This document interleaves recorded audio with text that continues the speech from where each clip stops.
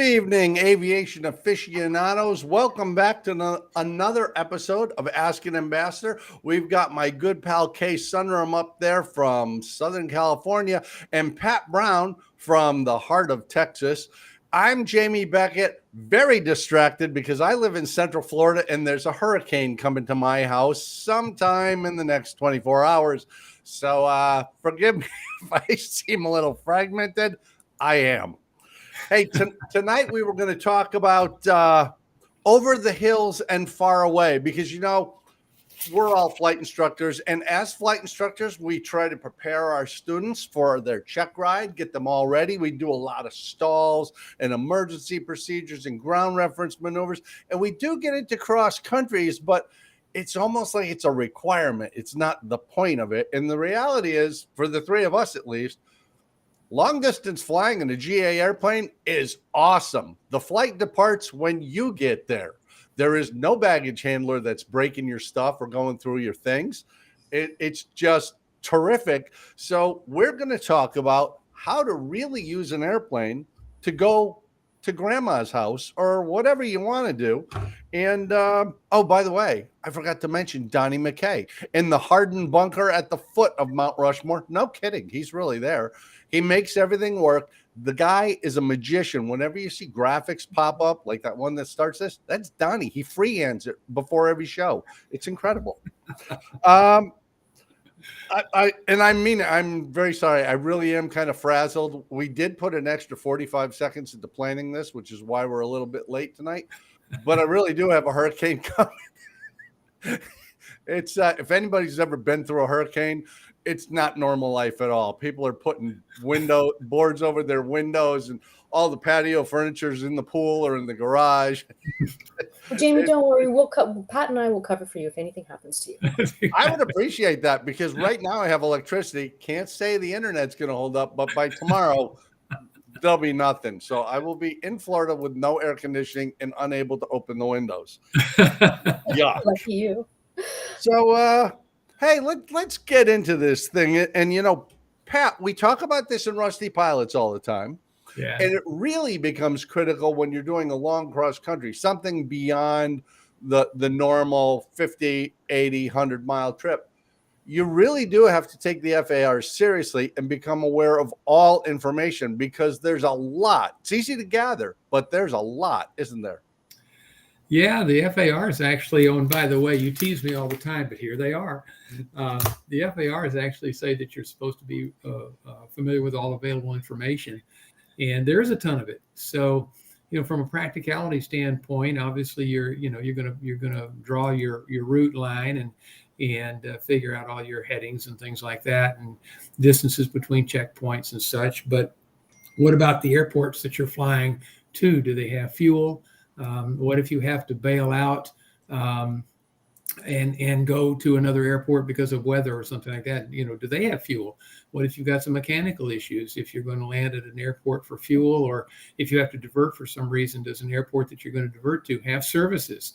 I just completed a near 1,600-mile round trip from Houston to Denver. Just got back yesterday. And part of my flight planning was around do the airports that are along my route have services, which meant consulting various directories, including ForeFlight, to see what's along the way. Yeah, it really is amazing. And luckily, Kay, it is easier to gather that information than it ever was because we've got so many tools that we didn't have when Pat and I started. I know you started a lot more recently because you're so youthful. Pat and I, since we're in our early 80s, we started quite a while back. But seriously, gathering that information is relatively easy. So there's really no excuse to skip that step. I think it's half the fun is the planning part. They always say it's not just the destination, right? It's the journey. And when you're a GA pilot, that is so true. You have the freedom to stop wherever you want to and do some sightseeing or visit some family or friends along the way, or just take a break at an airport that you've been wanting to go to. And so that is one of the best parts of flying GA. And I enjoy the planning part because I get to choose. And as you said, Pat, there's definitely a whole lot more tools available now, and we did talk about this in some other episodes about, flight planning. What's in your bag? And I had mentioned my iPad with my notes and all of that, and I find that to be a fabulous tool, not just for planning the actual route, but also learning about what else is along the way. I do like to travel, both domestic and international, and I've had the luxury of going to so many different places. Now in GA, it's always been domestic, and I have really utilized that iPad right here, with my ForeFlight on there, and I use ForeFlight, but I've also used some of the other apps. They're all great, and just learning about the places along the way. And Pat, you alluded to this before about knowing what's at those different airports. It's kind of fun to take a look at, the FBOs and contact them.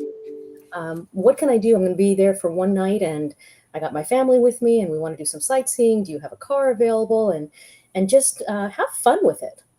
Yeah, I agree. I was on a trip when I can't even remember where I was going. Maybe Frederick for AOPA headquarters thing. I stopped in Fitzgerald, Georgia. Frankly, a town I'd never heard of in my life. It's just a wide spot in the road. But it was the nicest FBO, and the airport manager was also the line guy. Terrific. They had a shady porch, and they had rocking chairs, and the fuel was cheap. And as so often happens in aviation, I start talking to this guy. Turns out we have mutual friends because aviation is just not that big a market. It was fantastic. And you're absolutely right, Kay. If I had been driving, there's no way I would have come across that. If I'd taken the airlines or Amtrak, that never would have happened. But because I was flying GA, I made a new friend. I went to a town that I would absolutely go back to again. Stuff's kind of cool. By the way, we have Air J on the line. He's with us from Chino. That's in California, isn't it, Kay? That's one of those California destinations.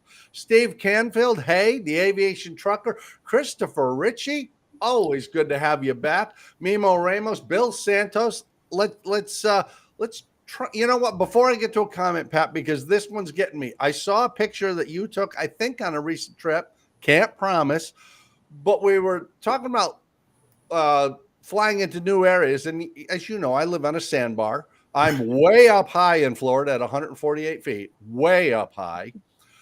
But that's not true everywhere. I can't plan when I leave the Sunshine State for pattern altitudes where 1,000 AGL and 1,000 MSL are the same thing, can I? Yeah. No, and you can't. And, you mentioned that you're way up there at 141 feet. If I was down there, I'd have to be on oxygen because we're way down at 111 feet here. So we swamp dwellers have our problems, don't we? We do. No, you can't. On this trip to Denver, I went to Rocky Mountain Regional, and it's 5,600 feet MSL. And now I'm finding myself having to, as we're flying in there, okay, wait a second, what's traffic pattern altitude there? It's 1,000 feet. I'm not very good at arithmetic, but I think that's 6,600 feet indicated, which is 1,000 feet. And is it right or left-hand pattern traffic? Oh man, I should have looked at that before. Frankly, I forgot. But yeah, you can't just assume what the traffic pattern altitude is. Usually it's 1,000 feet. Usually it's 1,000 feet, but it isn't always. There's an airport here in Houston that has a traffic pattern altitude of 600 feet. AGL, it's close to Hobby Airport. It's Ellington Field, close to Hobby Airport, but it's 600 feet. It's published 600 feet. So, and if you're flying 1,000 feet, the tower will come at you. Yeah, there are those out there. There are a couple here in Florida where the published altitude is quite low, and that may be because it's co-located near a Bravo airspace or a Charlie airspace, or maybe there's just a traffic pattern. Hey, Christopher Ritchie has an interesting question. I like this one, guys. It says he has friends who want to go to Lake Placid. That's in New York, Kay. That's way up in the Northeast. It gets cold there. He says they want to do some bobsledding, but most of the flight trainers, the rental airplanes around him, are 2 or 4 seats. How do I obtain a larger seating capacity airplane for rent? You've got some really interesting things out there, Kay, with really large flying clubs or some unique situations. Would you have any advice for Christopher and his quest to go to Lake Placid? Yeah, well, out in the West Coast, there's so many mountains, and if you look at my region, I'm in San Diego, and I'm surrounded by mountains. And all the flying clubs and flight schools around here, they will require a mountain checkout if you do want to, to rent one of their airplanes. But the key is really to get to know that airplane on the ground really well. Spend some time with the POH. I have one out here because I know we're going to talk about performance. And right here, Chapter 5, performance data in the POH. You've got to sit on the ground and spend the time as you get to learn some of these different airplanes that can take you to these high altitude destinations and be able to carry more passengers. And so that's key number one, is to find a most likely it's going to be a flying club that has such an airplane. And if you're out here in the Southwest, I can say, hey, we got some really big flying clubs that have many different aircraft. And that's one of the reasons why some of these members join, is to have that variety of aircraft.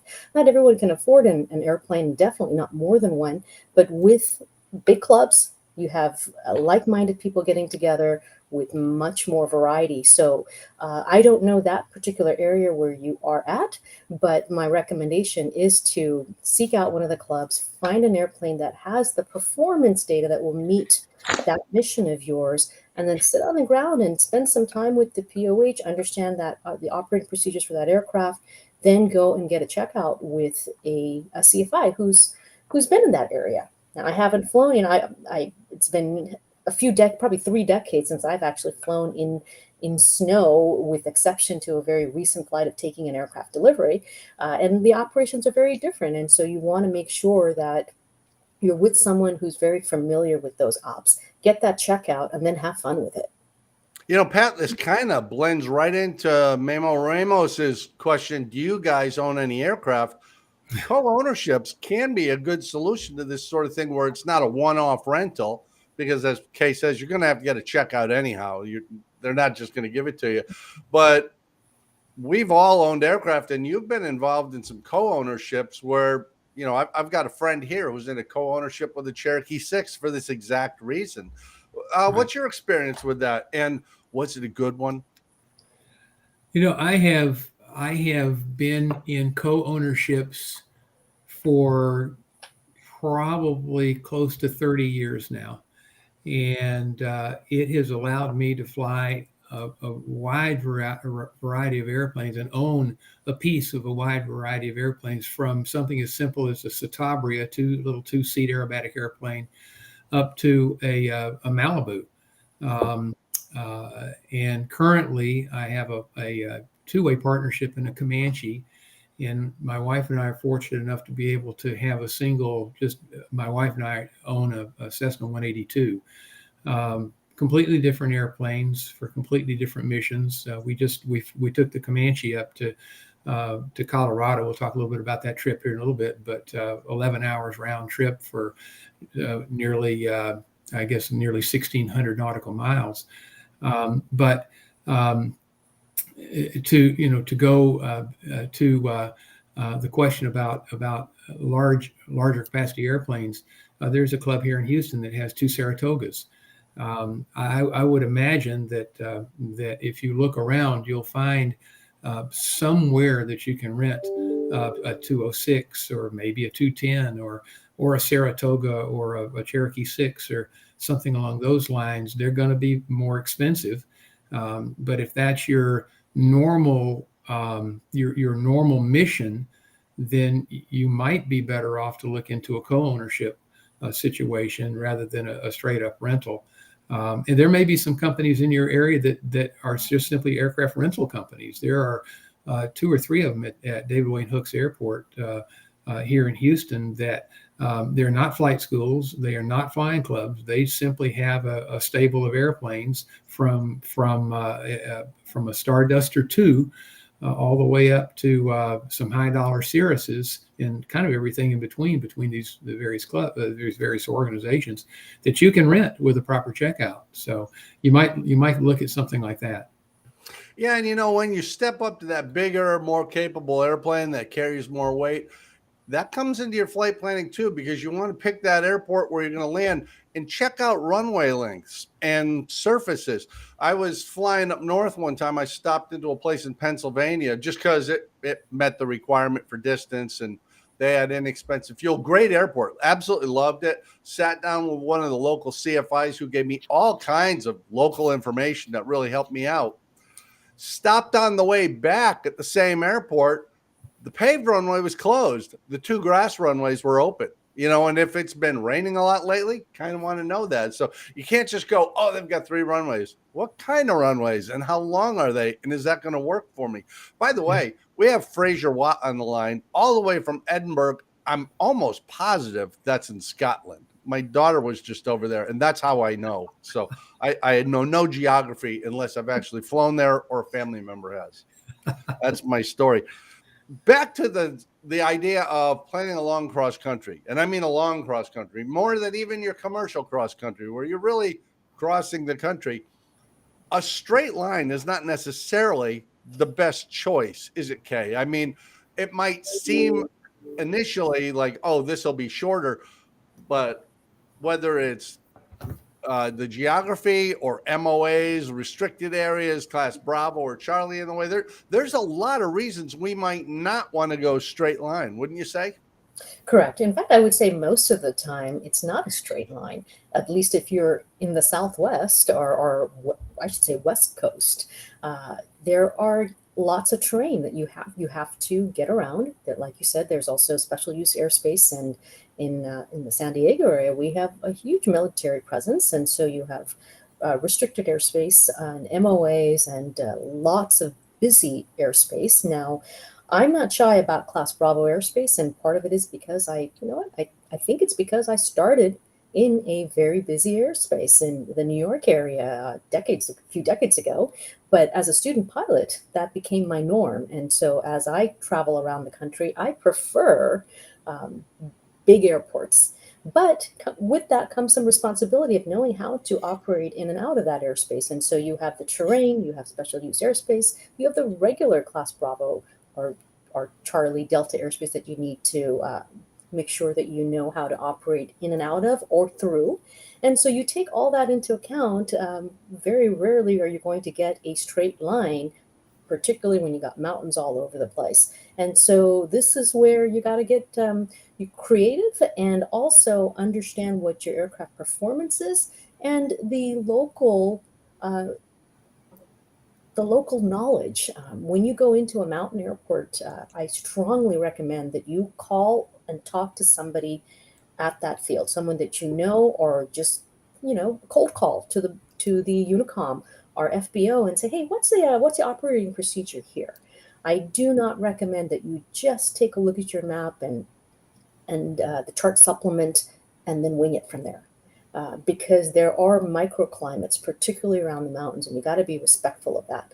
Now, keep in mind, this doesn't have anything to do with your experience level. Even if you have 10,000 hours, if you have not been to a particular mountain airport, you should call. And most of the experienced pilots that I know do, because then when they arrive, there's less surprises.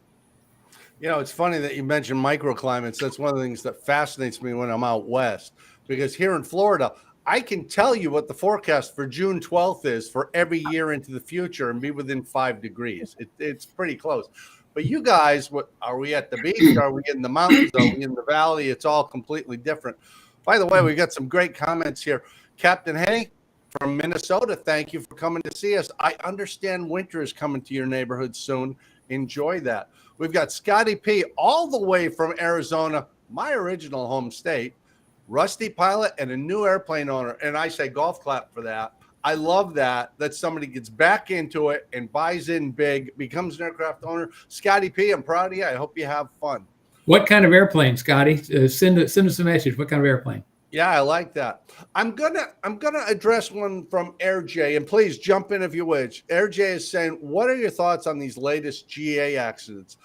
I'm really comfortable waiting for the NTSB to come up with their findings. I'm not big on second guessing or immediately going to pilot error. There are so many variables that there's no way I could know. I know it's frustrating sometimes, but it's educational if you just take a step back and let's wait for some findings that are based on fact rather than feeling or opinion. Any disagreement on that? I'm willing to take you on. Great. Yeah, Uh, I agree, but I will say this. Richard McSpadden, who is our senior VP of the Air Safety Institute, has recently begun doing something called early analysis. And it is a straightforward look at the facts as they are known, with really no speculation per se. And I think it's instructional, because he's very careful not to be critical of the pilot or the aircraft or anything like that. And it's just a recitation of the facts that we know at the time, but it's still instructional. And I think we can take things away from, for example, that unfortunate crash at Reno last week.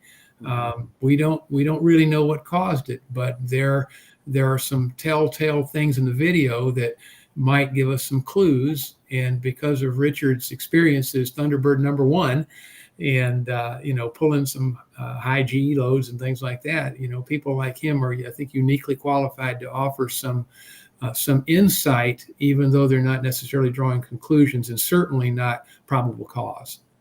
Yeah, that's true. And it is important to remember, Richard is not just some guy down at the 7-Eleven having a cup of coffee telling you a story. He's got years of experience with this sort of stuff and insight I certainly don't have. By the way, Scotty P owns a 72 Belanca Super Viking. So he was a rusty pilot. Now he's an aircraft owner, and he's cool because that's quite a ride. Okay? Yeah, I want to say one more thing to add on to what Pat said about the early analysis that Air Safety Institute does. I recommend everyone watch those as they come out, like the one with the tragic event at Reno. You can learn a lot from other people's mistakes, right? And so if you take a look at the accident that happened in Reno, Richard goes into the fact that, hey, maybe this was G-lock, which is G-induced loss of consciousness. It's an LOC, a loss of control, but due to G-induced loss of consciousness. And so that's not a term that I'm used to hearing. And so I picked up on that topic, just specifically watching that 6-minute, video and the early analysis. So I strongly recommend everybody watch it for all the accidents, because we do learn from other people's mistakes, but you got to take the time, and it's only a few minutes here or there. Absolutely. Harrison Fox has an interesting question that I am totally unqualified to answer. He says, seasonal question. And as you know, I live in Florida. We don't have seasons. What are some of everyone's favorite places to fly for fall foliage? Do you have fall foliage in Texas or California? I do not. Seriously, I would have to go probably 500 miles to see a different color leaf. I'll go first. Where I am right now in San Diego, no, it's pretty much 70 degrees plus or minus a few degrees, although we've been getting some warm temperatures lately. However, I love to go up to Big Bear, and you got the classic 4 seasons there instead of summer all year long. And so that's one of my favorite places out here. Pat, you got a suggestion? Well, we don't have a lot of that in South Texas, but I can tell you, having just come from Denver, the aspens are starting to turn. Probably next week or the week after that will be probably about the peak season. Really anywhere in Michigan, Maine, well, really pretty much anywhere north of the Mason-Dixon line. About this time of the year, the fall colors are going to start to pop. We're probably 2 or 3 weeks, maybe a month away from peak color, depending on where you are geographically. The further north you are, of course, the earlier the peak colors will be. So that's kind of a general geography lesson, but that's about the best I can offer you. From a Midwesterner standpoint, I was raised in southern Lower Michigan, so this is the time of year that stuff starts to happen. And Steve Canfield, watching us on Facebook, says Pennsylvania Grand Canyon for fall foliage. I'm not sure what that means, but I think you should listen to him. Pat, I'm coming to you with this because Captain Henny says he's working on his commercial certificate, part 61. For the long cross country, he's planning to go from MSP to ORD, Chicago.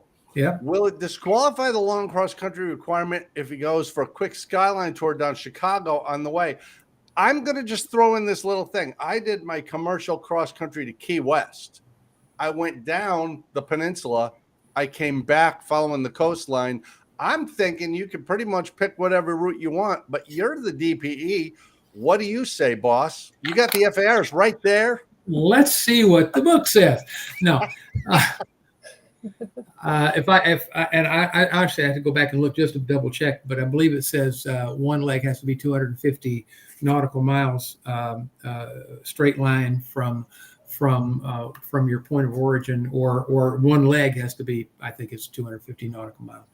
But it doesn't say that you can't maybe meander a little bit along the way. So if you've got that 250-mile leg and you happen to swing around and do a skyline tour before you land, I personally wouldn't have a problem with that, because first of all, you're not showing me unless you volunteer to show me your route. I'm assuming that you're flying from point A to point B, and if it's 250 miles, then it satisfies the requirements. So I wouldn't try to hide it from anybody, but I wouldn't necessarily volunteer that leg included a trip around Chicago. I would likely accept that as long as the point was within the requirements of the regs.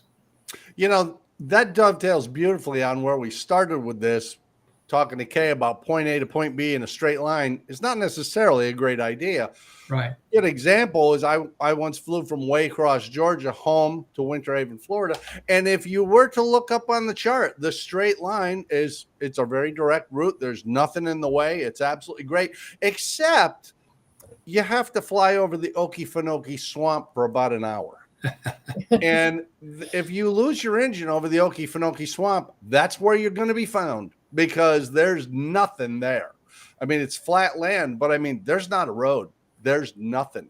So that's not a great idea. You're much better off planning a route that goes well around it, so that it might be a longer route, but it's also a safer route. And Kay, I'm coming to you with this. The same is true in some sense for an overwater flight. If you were going out to Catalina Island, or if you're crossing Lake Michigan, or going from Tampa to Key West, something like that, it might be best to stay over land until you can have a shorter path, or at least have the appropriate equipment, don't you think? Absolutely. It's not just flying from the example that you used from here to Catalina. I don't have a whole lot of overwater flight where I am. However, I have done flight training in the Hawaiian Islands, and you can't always be hugging along the shoreline, especially if you're going to go from one island to another. And so there are some period of times where you're not going to be able to glide back, and so you need to make sure that you have the appropriate gear, flotation devices, and that kind of those sort of equipment. And also just double check everything with your engine instruments. Make sure everything is looking good right before you get to that point where you're not really in gliding distance. So you've got to make sure that you understand your performance numbers, and that you are flying by the numbers. You know what to go to. What is your glide speed for your particular weight? So you got to have all that prep work done, and you can really minimize the risks by doing that. I like it. I'd also Hey, like Jamie? Yeah. Oh, yes. I'm listening to you, mister. I just wanted to add one thing to piggyback on Kay. Several years ago, we had an ASI, an Air Safety Institute safety seminar, and I can't for the life of me remember what the subject was, but I do remember that part of it had to do with flying across Lake Michigan. And the shortest distance between 2 points flying either east to west or west to east across Lake Michigan is 47 miles. That's the shortest distance between two land masses, and it's kind of midway up the Michigan shoreline, the western Michigan shoreline. 47 miles. And so I was curious how high I would have to fly if I was flying like an Archer or a 172 or 182 or something like that. So I just picked an Archer performance chart, and it calculated out to, in a no wind condition, 13,000 feet, I would have to be at the midway point of that 47 miles in order to assure myself the ability to land on either side of the lake, depending on, regardless of what the wind was doing. So just keep in mind, if you're going to go over water, first of all, how far over the water are you going to go? How far do you want to swim? So if you don't want to swim, then you better figure out how high you got to be to get back to land. And in this particular case, 47 miles at the halfway point, you would have to be at, so what is that, 20, roughly 25 miles. You'd have to be at 13,000 feet in order to be able to make it to shore in a no-wind condition. So, that's kind of sobering, because can you get to 13,000 feet in an Archer? Yes, it'll take you 2 days to do it, but you can. And know how cold the water is too. Oh, yes. Yeah, I was going to say that I used to do that when I was instructing in the Northeast. I'd take people out to Long Island, because you got to go over Long Island Sound. This is not about an inconvenience. If it's wintertime and you go down in Lake Michigan or in Long Island Sound or something like that, if you're not next to a boat, you're not going to survive that. The cold is going to get you. Even in the Keys, everybody thinks it's, right now the hurricane's stirring up because the water's so warm, and it is. It's in the mid 80s. But if you spend the entire night in water that's in the 80s, you're really cold in the morning. It starts sapping your strength. So this is not just an inconvenience thing. You really want to prepare for overwater. I used to have a kind of a mentor who's a great guy, and he used to instruct people, if you're not sure you want to take a raft with you when you cross a large body of water, go out with a friend who's going deep sea fishing. And when they get where they're going, jump in.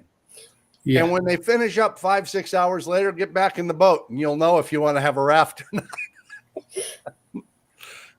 Let's talk a little bit about the special use airspaces, MOAs, restricted areas, and prohibited areas. There's only about 10 prohibited areas, but they're no kidding. What about MOAs, Kay? We learned in school we're allowed to go into MOAs, but that's not really always true, is it? Yep, military operations area. We've got a lot of them out here in the Southwest. Now, yes, you are allowed to go through them, but you really should be extra vigilant of the traffic there, because it's going to be high-speed military jets, and know whether they are going to be lower altitude or higher altitudes. And you know that if they're VR means visual and IR means instrument for them. And if it's 4 digits, that means that they're going to be flying 1,500 AGL. And if it's 3 digits, that means it's going to be above. And so you are most likely going to be above 1,500 AGL. So pay attention to the number of digits, because that'll give you an idea of what altitude they're flying at. And then you need to try to cross the MTRs that are oftentimes in the MOAs, the military training routes that I just talked about. Try to cross them at a 90-degree angle. Don't fly along those, but just be extra vigilant when you're in MOA. Now, there are some places around here where you are going to have to go through, unless you're going to circumnavigate a whole lot of terrain. So you will need to be in some places comfortable with that, but just know what's going on. Yeah, I really like VFR flight following, because I may come up on a very heavily trafficked MOA and they vector me around it, or they may say, yeah, you're good, but I've got a squawk code. By the way, Christopher Ritchie has a follow-up. And Pat, this is where I impress you at long last. After all these years, Christopher says, commercial pilot regulation 61.129 AI, does that cross-country have to be done in one day, or can it be split? Christopher, you have come to exactly the right place and exactly the right person. My commercial cross-country took 3 days. And I'll tell you why. I flew down to Key West on my commercial cross country with a friend of mine who's now a captain in a major airline. He was in another plane. We kind of flew in trail. We had a great time. We had lunch down in Key West, and we had left in the morning so we'd make it back in the evening. I had a complete electrical failure leaving Key West. I lost radios, flaps, everything. So I went back and no radio procedures, got light gun signals into Key West, an international airport. Yay me. My friend went to Melbourne where the thunderstorms were bad enough that he had to land, tie down, and sleep overnight in the airplane. There's no rule that you have to go back on the same day. If the weather is inclement, if the aircraft isn't working, if there's a legitimate reason why you really want to stay over and talk to that girl at the bar, you're allowed to do that. There's nothing about the time frame, just the distance and the method of navigation. Pat, can I get an amen? Amen. But I would say, respectfully, Christopher, that it's 61.129A4I that actually says that. I'm just that is true, but I'm just teasing you a little bit. I don't mean anything by it. I like it. There's nothing in the book that says that it can't be done over a day or two or three. It's strictly a distance thing. There's no calendar time frame. Now I suspect at some point if there was 3 or 4 months this difference there for some reason that might raise somebody's might raise a question, but from a practical standpoint, no, that's not an issue. Yeah, and I think Ingram Leedy, watching on YouTube, comes in with, I suppose the point of it is to get long cross-country experience with things like that, weather, maintenance, whatever. I'm going to say exactly right, Ingram. I mean, that's the point. You're acting as PIC. You are solo, pilot in command, going after your commercial, flying this flight. You got to make your own decisions. And even if something like, we're going to talk about density altitude in a minute, if you're in a place where the density altitude's too high, you got to wait for tomorrow morning because it's not going to happen today. Yeah. Pat, let's talk a little bit about fuel because there's been a lot going on lately. There is now an STC for a type of unleaded 100 octane that will be getting its way into the market. But knowing that there's fuel at your destination and the right kind of fuel really does matter because there's nothing more frustrating than flying to that little non-towered airport with the really cheap fuel and finding out the card reader doesn't work. Have you ever had such an experience, Mr. Brown? Oh, yes. It's almost like we rehearsed this, isn't it? Well, I think we've all had that experience. No, it's probably 5 or 6 years ago, 7 years ago, maybe. I don't remember. We were flying to, I think we were flying to Sun and Fun.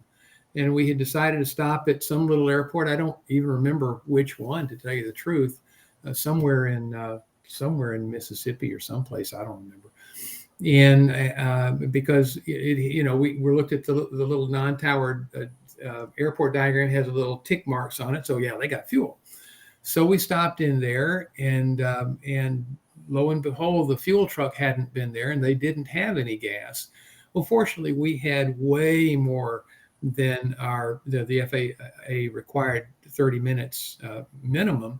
We probably had an hour and a half, maybe more fuel still in the tanks. So it was a quick 30-minute flight to an adjacent towered field that after we called to make sure they had gas. And to drive the point home that I'm not a quick learner, the same thing happened on the way to Oshkosh several years ago. We stopped in Mina to get gas, and the year before, the FBO was open 7 days a week, and that last time that we stopped there, turned out they were only open Monday through Friday, and we actually had to call a telephone number and pay a service fee to get somebody to come out there and pump gas. So it has been my practice ever since to call ahead and find out, the day before, and make sure that the card reader's working, at least as of then, or that they've got gas, or I'll also ask if they have services on the field. Sometimes it's not clear in ForeFlight or in the chart supplement whether there's services on the field. And I'm talking about what if you have a flat tire, or if you throw an alternator belt or something along those lines. Can you get fixed, or are you stuck there until the twilight zone takes over? I don't know. So all of those kind of things that all comes back to that 91-103, the all available information clause in there that your due diligence will pay off at some point.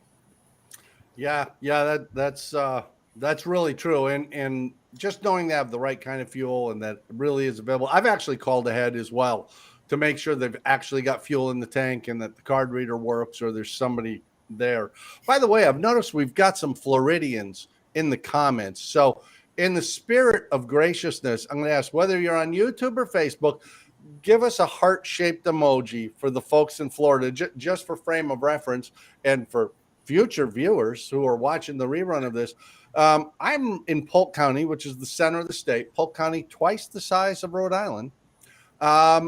It's raining here, and it's been raining here for a couple hours. The storm is moving north from our south, and there's about 500 miles of rain coming. So you can do the math. It's going to get a little soggy here. We could really use some love. So thank you, Cecilia Adamson. See, she follows instructions. Cecilia Adamson is on my Christmas card list. I like it. Pat, I've alluded to this before, but you just did a flight from Houston at a whopping 111 feet above sea level. Just astounding. And you went out to that Colorado place. Yes, we did. Experienced density altitude personally, and that is something that many of us flatlanders never do. Right.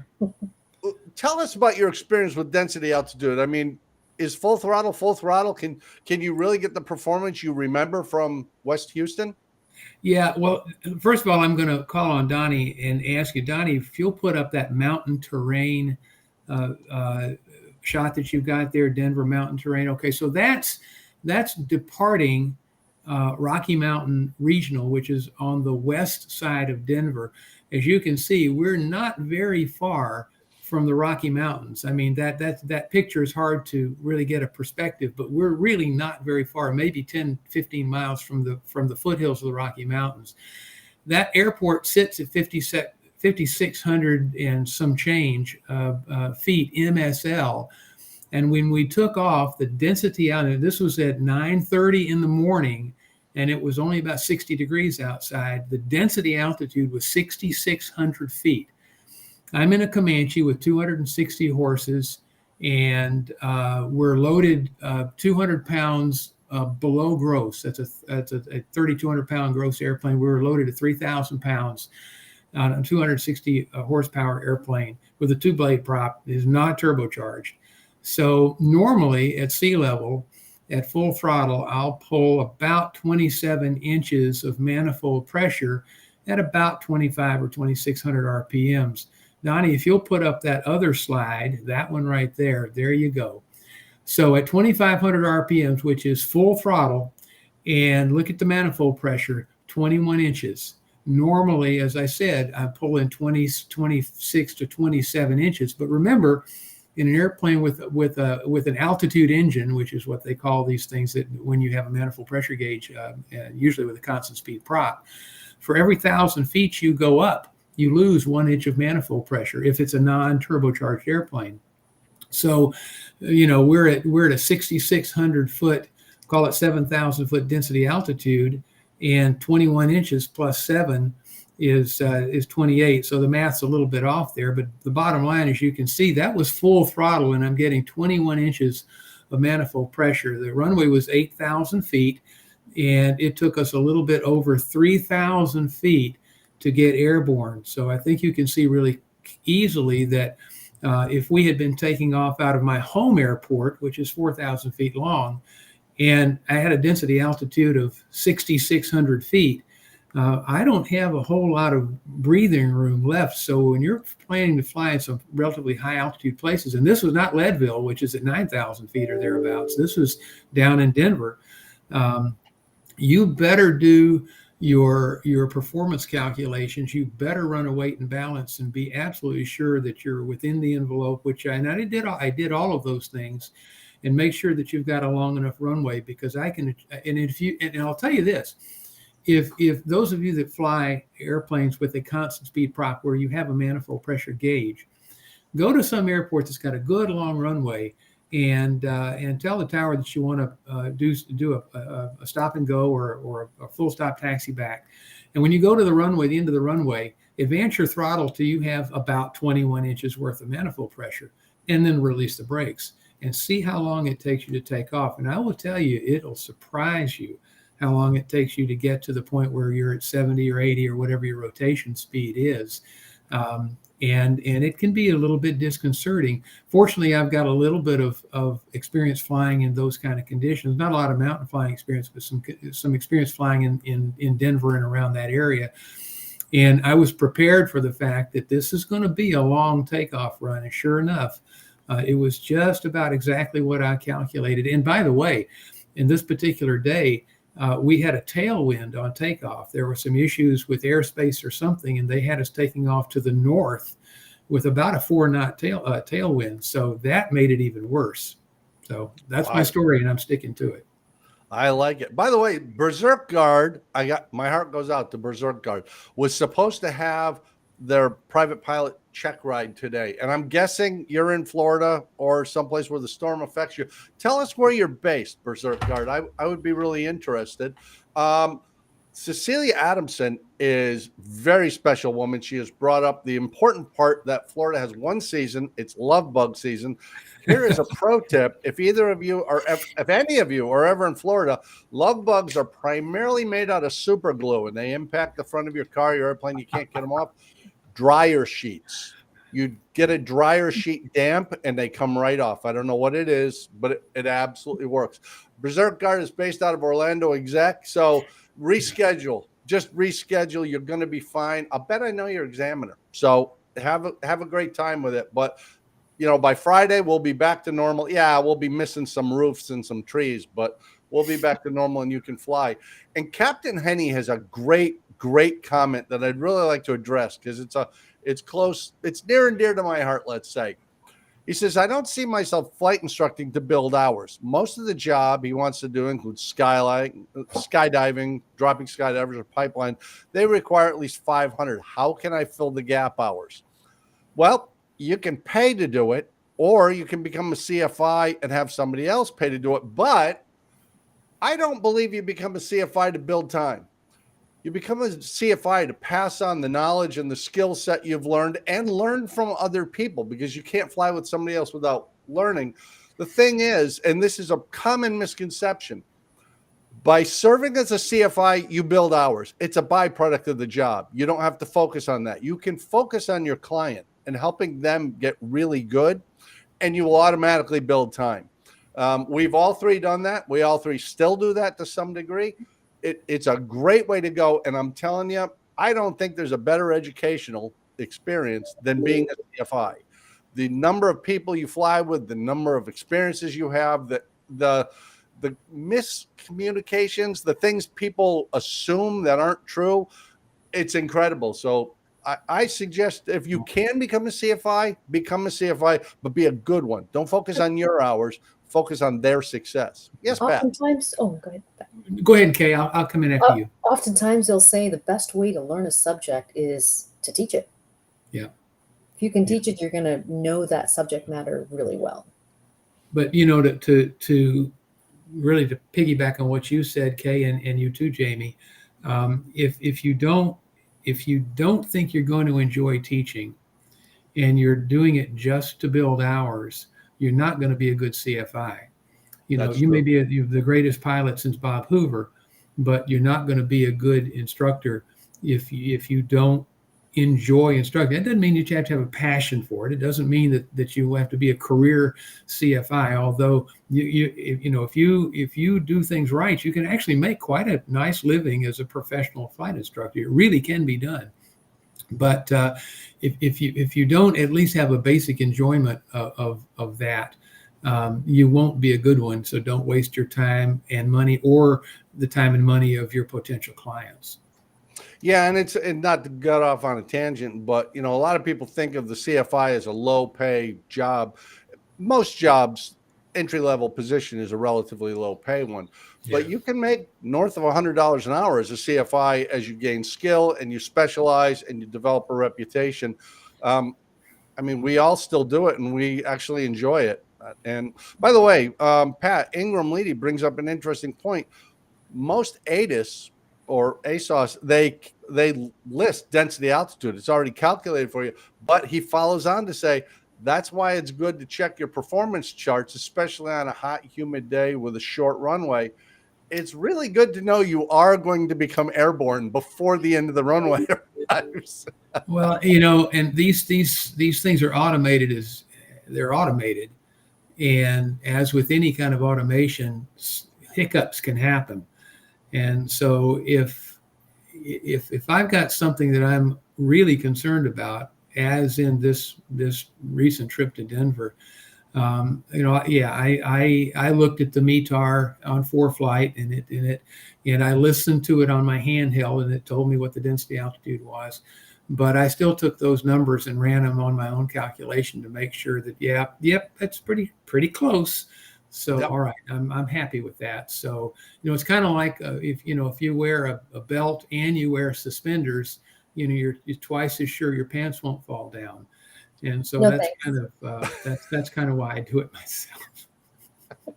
Sorry, Well, folks. you make a valid I'm point. not responsible for anything that comes out of my mouth. I read them as I write them. I'll pass on that attire suggestion. There will be an email from HR coming your way in the morning. Catherine Tryon, you are very welcome. We are all passionate CFIs. Pat is also a designated pilot examiner. We do this because we love it. I'm not still flying a 152 30 some odd years later because I have to. I really enjoy what I do. And frankly, as a student pilot, find a CFI you want to fly with. Don't take somebody they just issued to you. Kay, we're running short on time, but there's a topic that I wanted to touch on with long cross countries, and you're just the perfect embodiment of it. You did a flight of better than 1,700 miles. And did you plan that as one thing, or is that multiple legs, multiple days? How did you go about the planning process for a truly long cross country where you were comfortable and confident and knew that it would work out well? Well, this was a flight from West Lafayette, Indiana to Montgomery Field in San Diego. This was last February. I went out there to take delivery of an aircraft and fly back, and I had a very experienced instructor that came along too, because this was an airplane that I was being trained in on this flight coming back home. And the planning started a couple of weeks before the actual flight, and I would say it continued all the way until I landed at Montgomery. That is the end of the flight. And this is very typical in long flights. And Donnie, could we put up the route so people can see the different legs? So there you go. We started off in West Lafayette, Indiana, and that first leg that's in pink, we stopped at Rolla in Missouri, and that was a couple hour flight. Nothing really to talk about in terms of density altitude. It was like 5,500 foot runway. It's pretty normal, day flight. Fueled up there, and then continued on that second leg from Missouri to Texas. And that's Redbird, this Dallas Executive Airport. And that was a really long flight, 4.5 hours.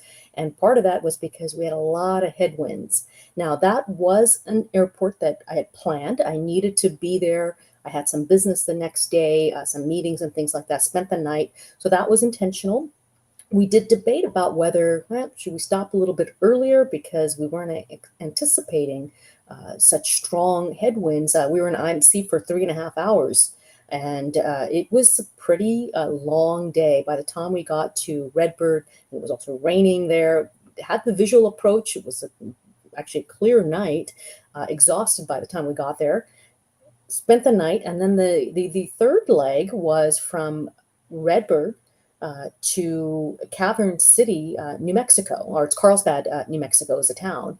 And the fourth leg was still in Texas. I was in Texas for a long time. Texas is a big state, right? So went from Redbird to Carlsbad, New Mexico to El Paso. But here now, look how the terrain, you can even just tell from the colors, right? We're getting into a higher terrain. And we're also, this is the second day of the flight. Some of it was VFR day, some of it was at nighttime, some of it was IMC. We had a combination, so we needed to make sure that we were prepared for that. Just energy-wise, also the airplane was equipped properly. We knew what approaches to use and have all that information handy. Constantly looking at the weather. The weather changes very quickly in the mountains. I mean, it can change quickly on any day, anywhere, but particularly in the mountains. So you couple that with that transitioning from the day to nighttime, then you got, more added on your plate there. So that was the next flight was it was Carlsbad, New Mexico to El Paso. Spent the night there. Now that's a 12,000-foot runway. Elevation is 4,000, but this was February. And so didn't have to worry too much about the density altitude or anything like that, particularly for such a long runway. Then the fifth leg is from El Paso to Gila Bend in Arizona. Now that was a challenging landing. The runway is just over 5,000 feet by 75. We are now that the elevation is not a big deal there, but the winds had really picked up. And so that was a pretty strong crosswind landing. So this was a training flight for me because this is an aircraft that I was just becoming familiar with. But boy, that's the way to really experience these sort of situations is fly with someone who knows this well. And this is the opportunity. That last leg was from Gila Bend, Arizona to Montgomery. And even there, I wasn't sure if we were going to if we were going to actually come into Montgomery because we had some weather and thought, all right, well, this is a short flight, and ended up being no big deal. But overall, that flight ended up being about looking at my notes here, it's about 15 hours, and it was supposed to be about 11 and a half. But again, we had a lot of winds, and I had to go back and take a look at my notes here. So I know we talked about this in a different segment of your materials, but I always say, have that knee board with some, the paper. These are pilot notes, and I'm going back and looking at my stack of notes from these 6 legs to just refresh my memory on that particular flight. It's a long flight, and the planning was from start to very end. I highly recommend you have a sheet for each of the legs. This is a little binder that I have of all the flights I've taken in the last few years. Every single page here is a flight. So I do keep these. And the important thing is to know that plan's going to change. And the longer that flight is, the more variables there are. So somebody asked you what make and model did I carry? It was a Cirrus SR-20. That was going to be my question, Kay. So, and that was new to you, right? You had not flown an SR-20 or not much before that? Not much at that time. It was last February. Now I'm a Cirrus instructor, but at that point I had a handful of hours under my belt and was picking up this airplane with another instructor, and it was a training flight. It was a fantastic way to experience all of those legs, and I spent more than half my time in Texas. But we knew that was going to happen. We knew we were going to go to Redbird. All the other places were kind of up in the air, and that's how it is on some of these long flights. Yeah, that's for sure. Now, the key to this for me, Pat, is that she was flying a Cirrus SR-20. As you know, I flew from Houston to Central Florida up to Hartford, Connecticut, which is about 2,000 miles, and a Cessna 152, very exotic, high-performance aircraft. But you really can go anywhere in anything. It's just I had shorter legs than Kay did, but I also had some weather along the way. And I mean, you can do anything. You've done some significant flights in Comanches, 182s. I mean, what do you have a favorite for taking a long trip, Pat? Well, I mean, we joke about the Comanche, but I have to tell you, that is just hands down my favorite airplane I have ever flown. It's just great for cross-country flying. The Cirrus, I had an SR-22 for a while, and it was a nice airplane, but golly, that Comanche is just awesome. 182 is nice. I've flown a 182 to Sun and Fun a couple of times. I've flown a 182 to Oshkosh a couple of times. Flown a Cirrus to both of those destinations, and flown the Comanche to both of those destinations. I flew a Malibu to Oshkosh one year. every airplane is different. Every airplane has its own personality for the most part. They all ultimately will get you there generally safely if you make good decisions. But you might be flying 6 200-mile legs instead of 2 600-mile legs. It's a series of small cross countries, Kay, like you did. My trip to Denver was 2 cross country flights. They happened to be done the same day. One about 500 miles, and the other one was 200 miles. Get the long one out of the way first, and planned accordingly. So I don't know if I've answered your question, but I believe you have. I believe you've gone above and beyond, as you always do, Pat. And you're right. In the 152, I will limit my legs to 2 hours, not a mileage, in hours because of the fuel burn. And that works for me because I get out of the plane, I stretch my legs, I'm a happy guy. Kay and the SR20 can go much farther. You've got the 182, you've got longer legs. But it doesn't matter. For those of you watching, if you want to fly from coast to coast and all you have access to is a Champ, you can do that. Whatever you want to fly in, whatever is accessible and available to you, and maybe you do get into that co-ownership in a Cherokee 6 or a 206 in a club or whatever. There's all sorts of things out there, but I think we could go on this topic for quite a while, and maybe we'll do another part of it because we've got some great questions. Thanks so much for watching, folks. Please keep us Floridians in your heart. Normally, after an episode like this, interacting with my buddies here, Kay and Pat, I would go have an adult beverage in a celebratory mood. Tonight, I'm going to go climb downstairs and climb under my bed and cry for a while because it's about to get ugly. But we'll be back here on October 11th, the second Tuesday of October, because it's the second and fourth Tuesday. We'll be right back here, unless I don't have a roof, and then I'll be down the street at the Motel 6. But we're going to find a way to do this. Thank you so much. Donnie McKay, you may now come out from under Mount Rushmore and go down to the Waffle House because I know that's what's on your heart. Pat, Kay, thank you so much. All of you watching, great episode. Terrific questions. Thanks. Keep them coming, and we'll see you next time. Good night. Stay safe, Jamie.